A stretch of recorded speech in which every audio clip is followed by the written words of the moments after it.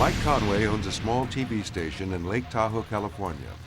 He often acts as cameraman on local stories, including, in the last 10 years, 35 forest fires.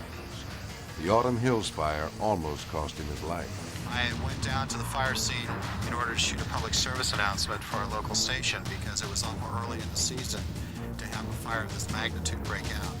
Soon the wind kicks up to nearly 75 miles per hour. Now there is a real danger that the fire will jump across the road, a deadly condition called a burnover.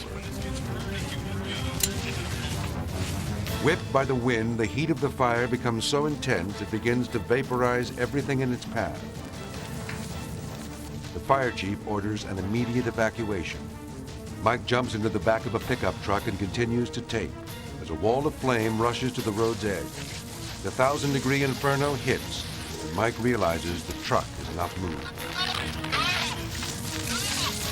I just happened to jump in the back of a Forest Service pickup truck that had a dead battery, unbeknownst to myself or the driver of the truck.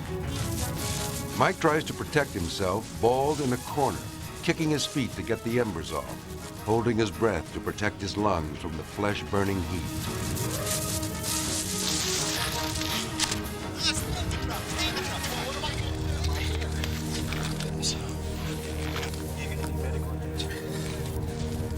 My daughter and wife's images went through my head.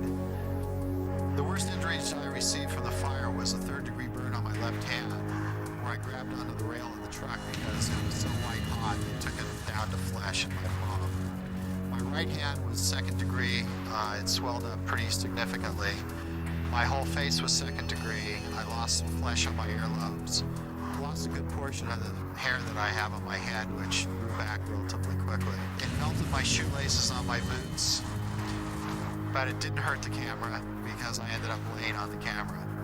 The Forest Service testing laboratory in Missoula, Montana took my Nomex gear, did some tests on it, found out that it attained 860 degrees Fahrenheit. The inside of the jacket is now wearing the logo from the t-shirt from my company.